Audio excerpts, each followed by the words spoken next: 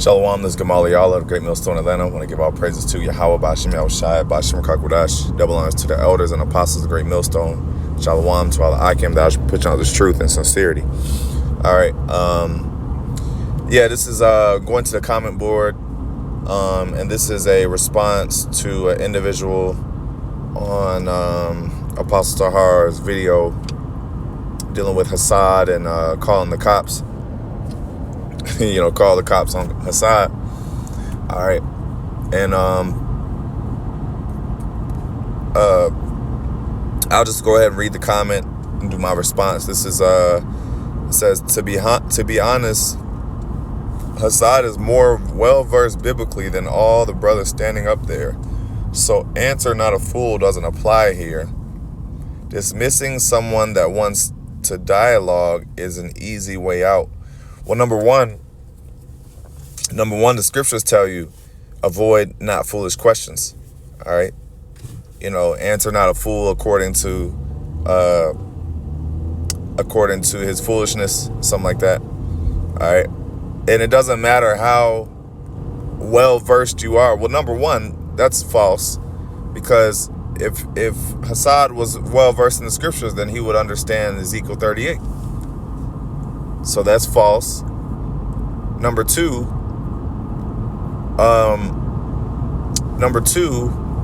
is that, it is an easy way out. It sure is an easy way out, because why sit there and scriptures tell you the Lord is not an author of confusion. So why sit there and take the so-called hard way of dealing with him and trying to get him to understand something that we know he's not going to understand? Why even do that? See, that's wisdom. Wisdom will tell you, well, no, you know what? Wisdom will tell you that he's not sincere. He's not sincerely trying to ask questions. He's coming there with his mind made up on Ezekiel 38, and he's trying to get us. He has demons on him, and he's trying to get us to I guess see it the way he sees, and cut GMS on something, and that's how demons work. Okay, rather than just go teach whatever you want to teach. Okay, you got to come mess with us and try to get us to come, try to get us to see, oh well, yeah, we made a mistake there. Hey, well, let's change the whole doctrine. It says, calling the cops is even crazier though. Why would you want to be the reason your brothers are getting arrested, especially knowing what these cops are doing to blacks without a second thought? Well, where's the accountability? So you can just, rather than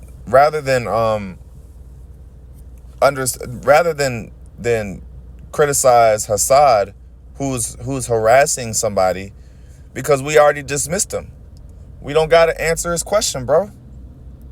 So if somebody's harassing you constantly, and they don't, you dismiss them, you don't want to deal with them, they can just continue. They could just mess with you. This logic is idiotic. So anybody could just fuck with you, and you don't call the cops. No, you don't call the cops. But then if we violently remove him, then you'll critique. Oh yeah, see, you hurt another black man, so you can't win. But what does he? So we just gotta. Our only option is we just gotta deal with this. We gotta answer his questions, because if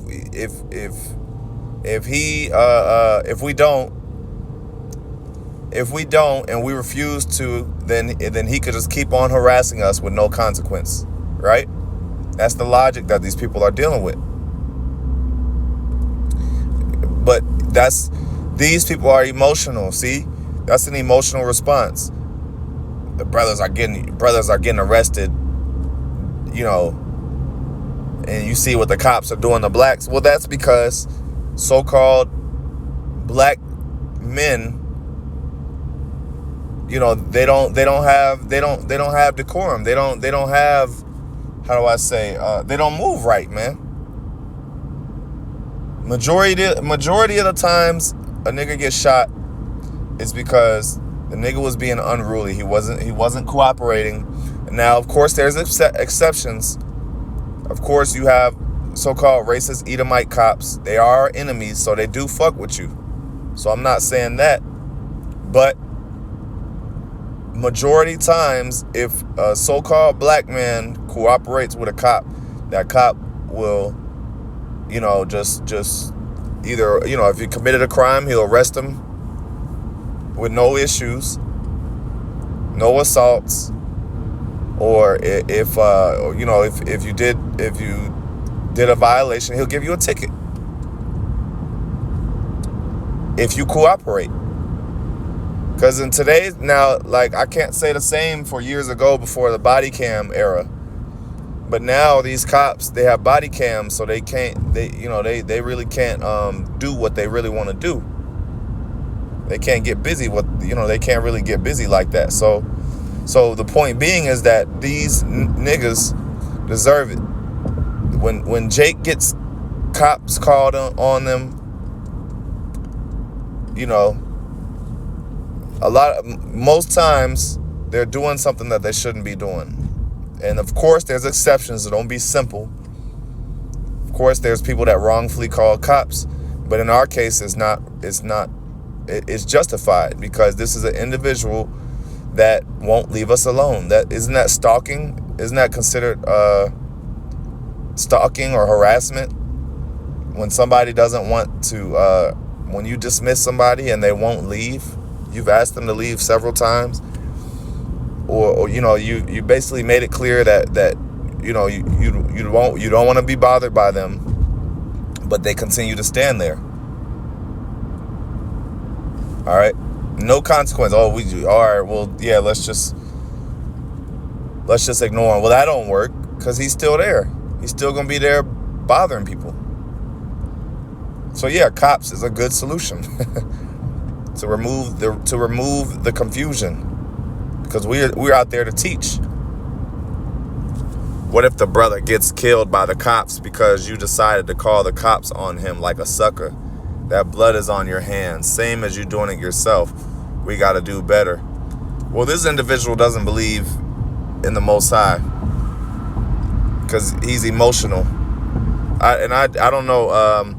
The screenshot that I did is cut off, so I don't know the person's handle. But you can go to the video and look it up yourself. But this is an emotional response. What if he gets killed? Well, if he gets killed by the cops, then you don't believe in the Most High, my man, because that would be judgment. If why would the Most High judge him by the hand of a cop? Why would the Most High judge him by the hand of a cop? And then the blood is on our hands. No, there's judgment. It's called judgment. The blood is on our hands. No, that blood is not on our hands.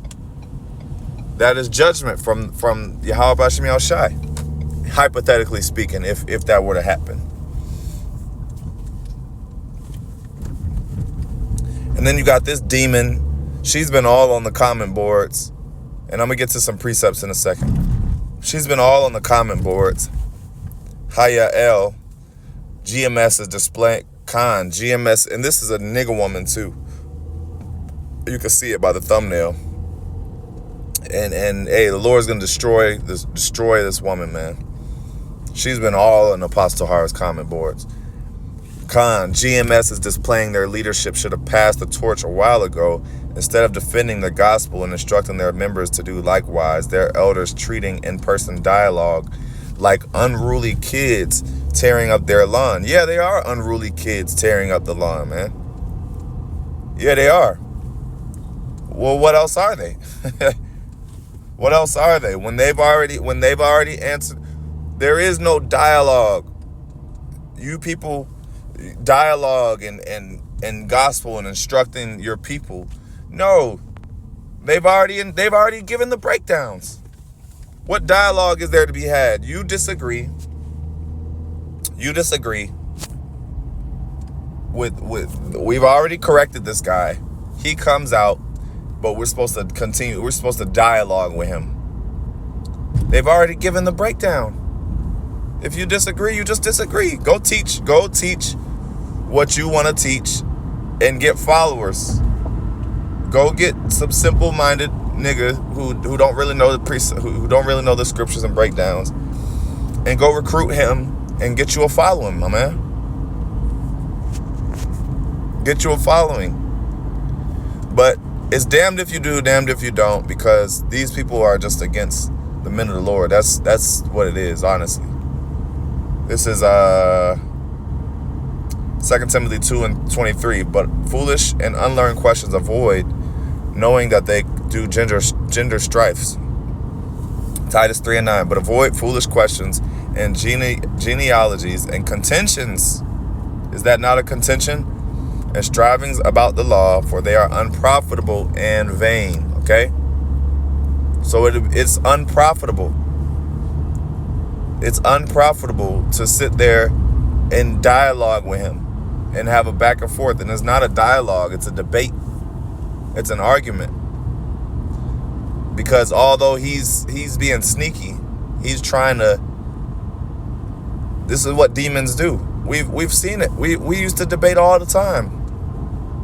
We know the sneaky demon. You try to ask a question as if it's sincere, but in the back of your head, you really are trying to, confound somebody. Yeah, read this part. Well, what about this part? Yeah, well, you're not asking that. You're not asking for the actual understanding. You're asking, what about this part of the scripture? Because you have a different understanding of that part. So it's not sincere. We know when somebody's sincerely asking a question. Hassad was not sincere. Okay. Let's see, what else? But the scriptures tell you that. And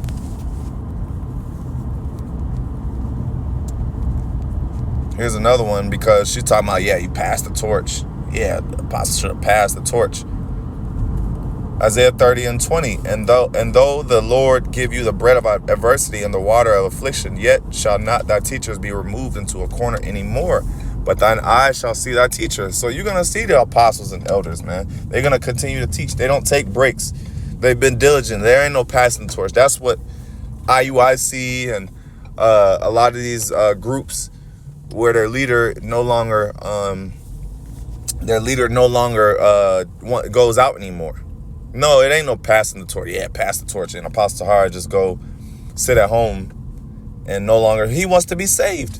He wants to be saved by YAHAWASHI. Why would he go sit down and stop and discontinue his work after he's been going for 40 years, or almost 40 years? So you people are simple, man. So, that was pretty much it. I just wanted to chime in on those subjects. Lord willing, you're edified. I'm going to end up by giving all praise, honor, and glory to YAHAWAH, BAHASHAM, YAHAWASHI, BAHASHAM, KAKODASH. That belongs to the elders and apostles of Great Millstone. Shalom.